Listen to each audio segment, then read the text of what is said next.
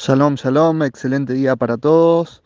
Bueno, voy a responder la misiva de Noemí con respecto a las dos imágenes que compartí, que tienen dos versículos del libro de Mishlei, de las enseñanzas y la sabiduría del rey Salomón. El primero de ellos, que dice: quien odia los regalos vivirá. En la clase explicamos bastante al respecto de estos dos temas, por eso compartí estas imágenes con las citas exactas, pero básicamente se refiere a la forma de conducirse que a veces eh, tienen ciertos individuos de pretender en la vida, en todas las áreas, obtener objetivos, obtener cosas que desean, que quieren, sin pagar costos, buscar las cosas gratuitamente, y eso se transforma en un modo de vida donde la persona trata de tener beneficios del gobierno, de las amistades, de la familia, de todo lo que lo rodea, trata de continuamente beneficiarse y no está dispuesto a pagar ningún precio, ningún costo, ya sea económico, intelectual, emocional.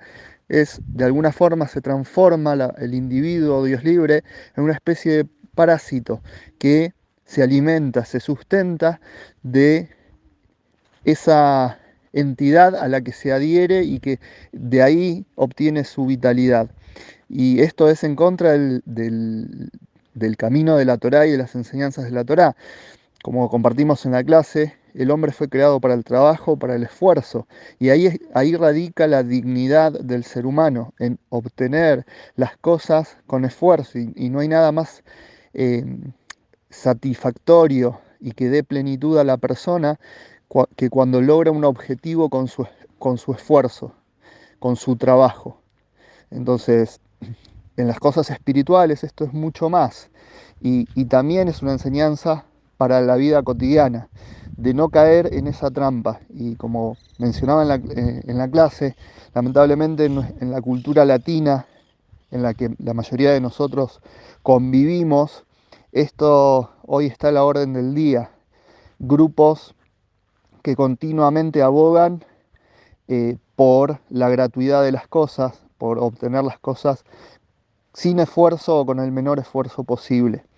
Y nosotros tenemos que vivir distinto. ¿Por qué? Porque tenemos la luz de la Torá que nos enseña a mirar las cosas, nos permite mirar las cosas desde otra óptica, desde una óptica más profunda, no desde el beneficio a corto plazo, sino desde el punto de vista espiritual, que nos da realización y nos da plenitud. La Torá nos facilita, el monoteísmo nos facilita las herramientas para poder vivir una vida con sentido, plena y con sentido. Y parte de esa plenitud y ese sentido en la vida es aprender a superar las dificultades y no vivir de la gratuidad, siempre tratar de uno poder pagar el costo, el precio de las cosas, en el área que sea.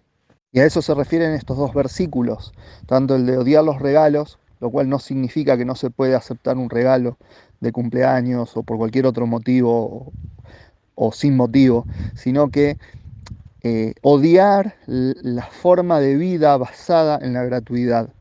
¿Por qué? Porque eso va en contra del ideal primario de la creación del ser humano, que Dios lo creó y lo puso en el jardín del Edén para que lo trabaje. Y esto no fue un castigo. Después come del árbol, después Dios le dice que va a comer el pan, va a tener el sustento a través del sudor de su frente. Pero originalmente el trabajo existía. El hombre había sido constituido jardinero, cuidador, un trabajador para mantener este mundo ordenado, tanto espiritual como físicamente.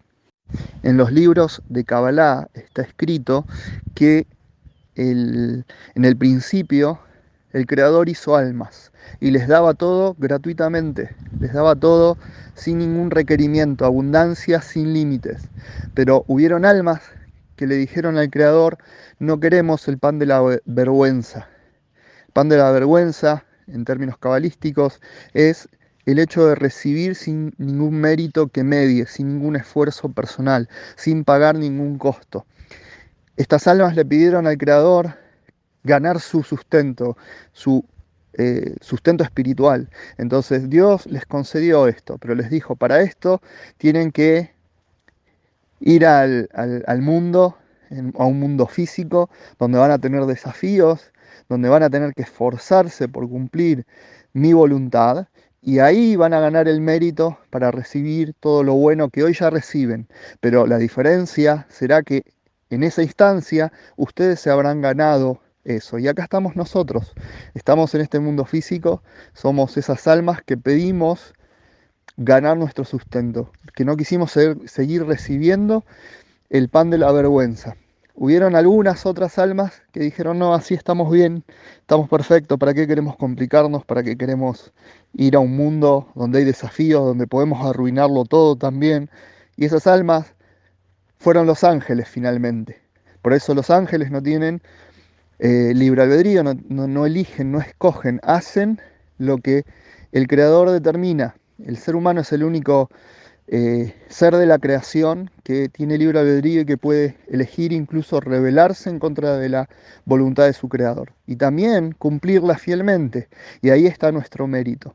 Entonces, la creación del mundo y de todo lo que hay en este mundo está creado hacia ese objetivo, hacia el trabajo, el esfuerzo y no comer el pan de la vergüenza. Entonces, un nivel más profundo, estos versículos que nos enseñan que uno no debe caer en la trampa del Yetzer Hará, de querer las cosas gratuitamente, porque eso destruye el objetivo general de la creación del mundo y del ser humano dentro del mundo.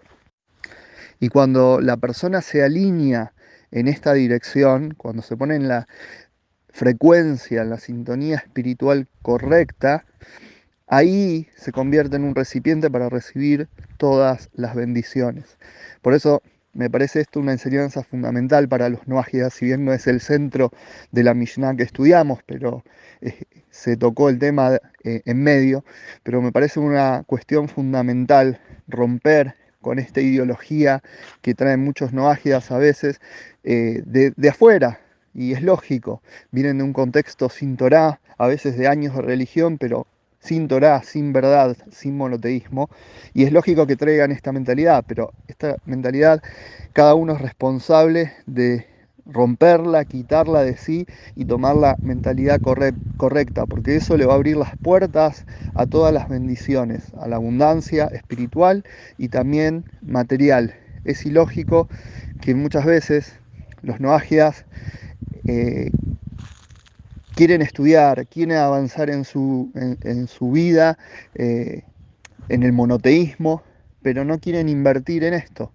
Eh, Como decía en la clase, muchos se emocionan y se inspiran en las palabras de los salmos y leen el Salmo 119, Dios, tu palabra, la Torá, es más valiosa que millares de monedas de oro, de plata, etcétera, pero luego no quieren pagar un curso, luego no apoyan a su maestro, a su rabino, a la institución u organización a la que pertenecen, de donde se nutren, sea cual sea, hablo acá en general. Este, Eso no funciona así, no funciona así. Realmente la bendición está en poder hacer un esfuerzo, ser parte y ganar las cosas. Cuando Dios nos ve en esa actitud, aunque no tengamos, seguramente nos va a dar los medios y nos va a dar el sustento y nos va a dar todo lo que necesitamos para avanzar, porque ese es su deseo y para eso estamos en este mundo. El problema está cuando huimos de nuestro propósito. Ahí empieza a hacerse una maraña nuestra vida, porque nos empezamos a enredar con cuestiones que, que no son Torá y que en definitiva hacen que perdamos el tiempo y que no podamos avanzar de manera efectiva. Creo que esto es un punto esencial en la vida de los noágidas eh, que se están formando, que están empezando el camino del monoteísmo, incluso aquellos que ya tienen tiempo. Son cosas que van muy de fondo y que a veces detectarlas no es tan fácil. Detectar un ídolo, detectar la Avodat Zará a veces es más sencillo, pero estas cuestiones que tienen que ver con el interior de la persona eh, requieren, como estudiamos en la Mishnah, honestidad, y a veces honestidad brutal con uno mismo, a sincerarse dónde uno está parado, qué es lo que uno pretende, en qué uno se alegra. ¿Uno se alegra en pagar costos o se alegra en poder evadirlos? Cada uno tiene que buscar su respuesta y en base a esa respuesta empezar a trabajar. En cierta oportunidad, un rabino me contó una historia personal de él, de su familia. Cuando eran chicos, su papá no tenía muchos recursos. Era una familia que vivía al día y siempre había gente que tocaba la puerta para pedir comida, pedir dinero, pedir alguna ayuda económica. Y su padre siempre abría la puerta, los recibía y les daba. Y a veces les daba y en la casa había necesidades. Él siempre que alguien tocaba la puerta le daba, aunque eso significara que después faltaran cosas en la casa. Entonces un día, este rabino cuando era chico con sus hermanos, se reunieron y enfrentaron al padre y le dijeron, papá, ¿por qué haces siempre lo mismo? Que viene la gente que tiene necesidades y nosotros también tenemos necesidades y nosotros también tenemos dificultades económicas. ¿Y por qué siempre das si nosotros también somos pobres? Nosotros también tenemos carencias, nos falta. Entonces, ¿por qué das si no tenés la obligación de dar? Si no tenés, ¿por qué vas a dar? Entonces dice que su padre les dijo lo siguiente: es verdad lo que ustedes dicen, es verdad que vivimos al día y que tenemos necesidades, pero ustedes siempre pidan ser aquellos que den y no aquellos que extiendan su mano para pedir. Cuando uno se pone en el lugar de dador, Dios de alguna manera siempre ayuda para que uno, para que uno dé y para uno también tener lo que necesita. Pero uno tiene que elegir de qué lado está. Si está del lado del que extiende la mano para pedir, Dios libre, o de aquel que tiene el deseo de dar. No siempre es fácil dar. Hay que hacer esfuerzo. Para eso estamos acá, todo lo que explicamos recién. Vinimos a trabajar, no a que sea fácil. Nosotros elegimos esto en una dimensión muy profunda de nuestras almas, en un momento específico del universo, de la creación, del tiempo. Nosotros pedimos venir a un lugar que nos cueste esfuerzo ganar nuestra recompensa. Eso está en nosotros. La mala inclinación trabaja para llevarnos la contra y ahí está el mérito, en no hacer oídos prestos a la mala inclinación, no tener oídos prestos a la mala inclinación, sino saber cuál es nuestra misión y seguir hacia ahí, que siempre seamos de los que demos. Y este rabino me transmitió esta enseñanza de su padre que les quedó grabado y en esa oportunidad me dijo, siempre pedí ser de los que dan y nunca de los que piden. Y que eso sea nuestra forma de vivir, que realmente todos nosotros podamos siempre estar del lado de los que demos, con mayor esfuerzo, con dificultades, pero que siempre estemos del lado de los que demos y ahí seguramente Dios nos va a dar bendición sin límites. Y este tema incluso está legislado en la ley judía, que bien aplica en estos puntos también para los noágidas, que por ejemplo, Dios libre, una persona que está en una situación muy difícil y vive de la tzedaká, que vive de la ayuda social que le puede prestar la gente, incluso él no está exento de dar tzedaká. O sea, si él, aunque sea pobre y viva todo el año de la tzedaká de la gente, de las contribuciones, donaciones de la gente, él tiene la obligación de también separar algo para ayudar a otros. Por eso en una de las imágenes dice que quien no da no es apto para recibir. Incluso el que va a vivir todo el año de la tzedaká porque está en una situación tan dramática que necesita recibir todo el año donaciones para vivir, él tiene que dar, porque si no da, no es apto para recibir. No existe yo recibo todo y no doy. De hecho, el Talmud trae esto ejemplificado con un mosquito, que dice que el mosquito que hace todo el tiempo busca picar y succionar sangre. Es es el ejemplo del egoísmo, que quiere todo para sí y no comparte. Una vaca come pasto y da leche. Los animales por lo general consumen, pero también dan algo. El mosquito no te da nada, el mosquito busca nutrirse de los demás y no dar. Eso es egoísmo absoluto. En la Torah no funciona así. Incluso el que vive de acá tiene que darse de acá. Y hay otra alajá, hay otra ley que dice que una persona que necesita recibirse de acá porque le falta a él, a su familia, que no sepamos de esto, lo debe hacer, debe recibirse de acá, no tiene tampoco que decir, no, yo no voy a recibirse de acá, tiene que recibir, pero tiene que buscar por todos los medios posibles salir de esa situación para no tener que recibirse de acá. O sea, cuando se necesita, se necesita. Y Hashem creó el mundo así, divididos entre dadores y receptores. A veces hay gente que es pobre o que necesita algo y hay gente que tiene la posibilidad de dar.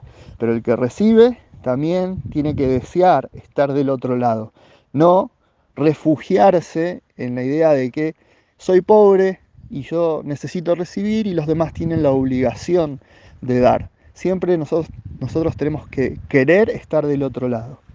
Así que bueno, estos puntos de la ley judía también son aplicables para los noajidas 100%.